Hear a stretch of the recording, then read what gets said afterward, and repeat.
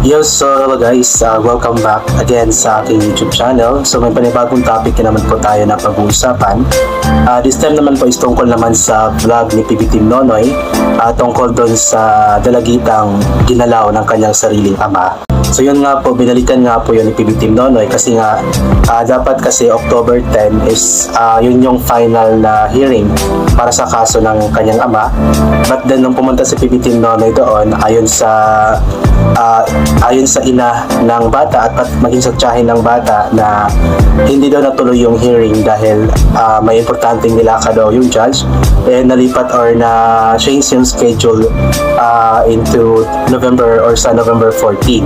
So yun, wala pang update tungkol sa kaso ng ama, pero malaki naman daw yung laban kasi nga umamin naman daw yung ama sa kanyang ginawa at umamin din siya na siya yung ama ng bata. Pero yung nakapukaw talaga ng pansin ko dito sa vlog ni PB